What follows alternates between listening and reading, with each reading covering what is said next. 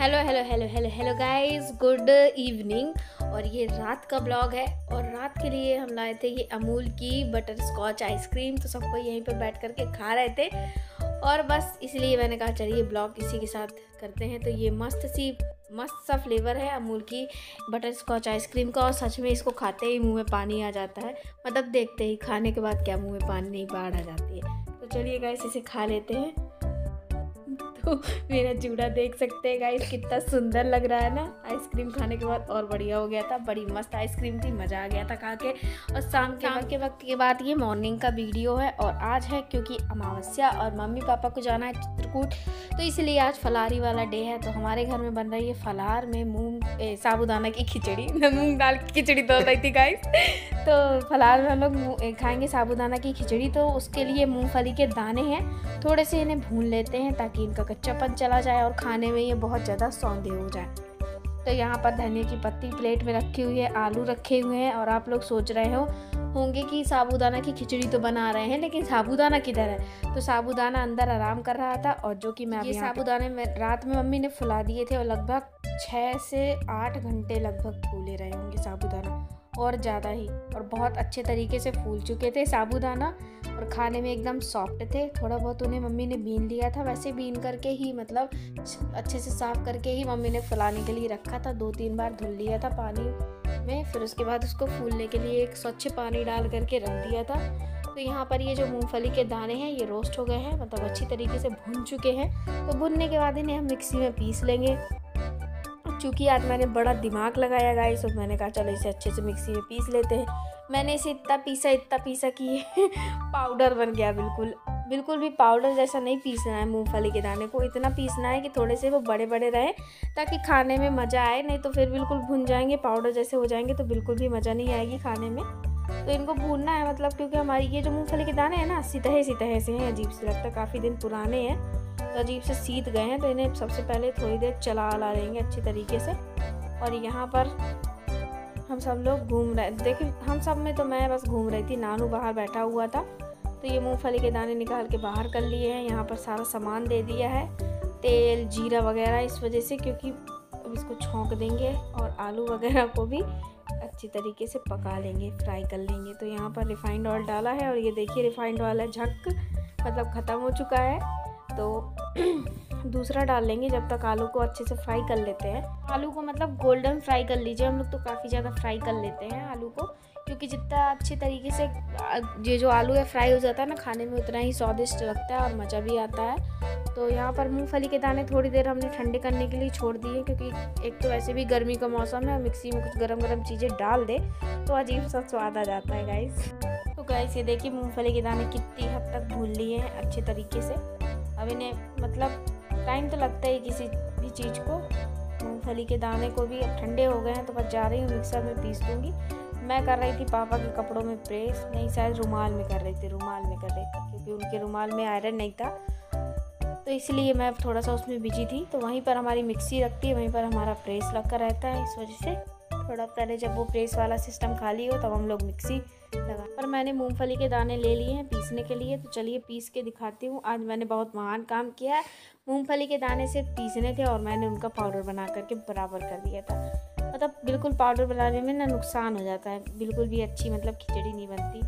अच्छी तो बनेगी लेकिन फिर ना वो पाउडर ऐसा लगता है जैसे आपके मुँह में दांत ना हो और आप बिना दांत के हो, और इस वजह से बिल्कुल भी अच्छा नहीं लगता। तो यहाँ पर ये देखिए मैं ले आई हूँ पीस करके, मिक्सर का जार रखा हुआ है साइड में। तो बस ये आलू भी हो गए हैं तो इन्हें बाहर निकाल लेते हैं। जब तक आलू अच्छी तरीके से पक चुके हैं तो इन्हें बाहर निकालने की प्रक्रिया बस अभी चालू करनी है। तो इनको बाहर निकाल लिया मम्मी ने मिक्सर के जार पर ही। और देखिए मेरा कैमरा कितना ज़्यादा गंदा है गाइस, और आज का मौसम उससे भी ज़्यादा गंदा है, तभी और भी अजीब सा वीडियो बन रहा है। तो यहाँ पर थोड़ा सा सरसों का तेल मैंने डाल दिया है, क्योंकि रिफाइंड ऑयल घर में हमारे ख़त्म हो गया था।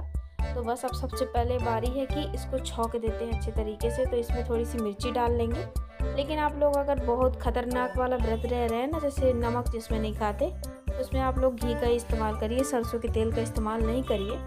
लेकिन ये छोटे मोटे व्रत में आप इसका इस्तेमाल कर सकते हैं। तो इसमें मिर्ची डाल दी है, मिर्ची को अच्छी तरीके से फ्राई कर लेंगे। और साबूदाना की खिचड़ी में हम लोग नींबू का भी इस्तेमाल करते हैं। तो लिया तो हमने एक नींबू है, लेकिन ये नींबू बड़ा बेकार सा है, पता नहीं कैसा अजीब सा, उसके अंदर कुछ बीजे ही बीजे हैं, एक नंबर का रस नहीं है, बिल्कुल अजीब तरीके का नींबू है। लेकिन फिर भी जैसे जैसे काम चलाने के लिए काम चल गया था।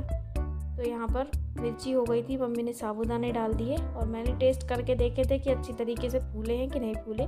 तो साबूदाना बहुत बेहतरीन तरीके से फूल करके तैयार हो गए थे। तो गाइस, इसको थोड़ी देर तक आपको ऐसे ही चलाते रहना है। अगर नमक आपको कम लगे तो ऊपर से मिला दीजिए अच्छे तरीके से। तो हमने नमक एक बार और मिला दिया है क्योंकि कम लग रहा था। और ये अब नींबू है, तो नींबू को काट करके डाल देंगे यहाँ पर।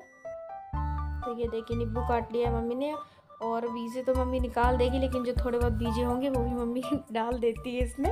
तो यहाँ पे 1-2-3 बीजे गिर गए थे जो कि मम्मी ने बाद में निकाल लिए, और हमेशा ऐसा हो ही जाता है कि बीजे गिर ही जाते हैं। आज मैंने आपको फुल रेसिपी दिखाई है साबूदाना की खिचड़ी की गाइस। इसके लिए एक लाइक तो ज़रूर बनता है, क्योंकि मैं हमेशा जो रेसिपी दिखाती हूँ भड़बड़ाहट में दिखाती हूँ, लेकिन आज मैंने इत्मीनान से आपको रेसिपी दिखाई है साबूदाना की कि कितनी देर लगती है, कितना पेशेंस रखना पड़ता है इसको बनाने में। तो इसीलिए, और बहुत बेहतरीन लगती है खाने में। बस एक गड़बड़ मुझसे ये हो गई थी कि मैंने मूंगफली के दाने बहुत ज़्यादा पीस दिए थे। इतने ज़्यादा नहीं पीसने हैं, सिर्फ आपको दरदरे से रखने हैं, तभी खाने में आपको बहुत मज़ा आएगी। साबूदाना की खिचड़ी छौंकने के बाद आप थोड़ी देर के लिए रेस्ट में छोड़ दें उसे धीमी आंच में, ताकि जो अंदर से साबूदाना पक जाए अच्छे तरीके से। तो इसीलिए मम्मी ने उसको ढक करके थोड़ी देर बिल्कुल धीमी आंच में रख दिया है। धनिया की पत्ती कट कर ली है। तो अब ये जैसे ही पक गए हैं, मतलब फूले तो रहते ही हैं, लेकिन थोड़ा सा पकाना बहुत ज़रूरी होता है। तो बस अब बारी है मूंगफली के दाने वगैरह सब कुछ डाल देने की। तो ये मूंगफली के दाने, धनिया की पत्ती, ये सारी चीज़ें हैं जो डाल दी है। अच्छी तरीके से मिला देंगे तो ये जो इसका स्वाद है वो 4 गुना के समथिंग हो जाता है।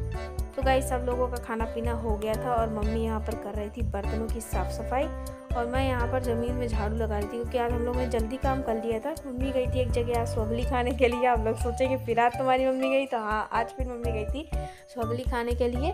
तो उसमें तो मम्मी ने मिठाई वगैरह वहाँ पे खाई थी, तो इसलिए थोड़ा सा लेट हो गया था और घर का काम जल्दी हो गया था। तो पूरा घर दोबारा से गंदा हो गया था, इसलिए मैं दोबारा से झाड़ू लगा रही थी। तो बाहर वाले रूम में झाड़ू लगा रही थी और मम्मी यहाँ पर कर रही थी बर्तनों की सफाई। तो आज फिर मम्मी को जाना भी है चित्रकूट, तो इसलिए और जल्दबाजी थी कि मतलब जल्दी से वो भी हो जाए, और जाना भी है ना, तो थोड़ा थक भी जाना होता है। सुबह से बहुत जल्दी हो गई था आज मम्मी बहुत ज़्यादा मतलब थक भी गई थी। और कल की भी वैसे भी मम्मी ने वो जो गोली खाई थी उसका नशा अभी तक था, मतलब आज तक थोड़ा थोड़ा था।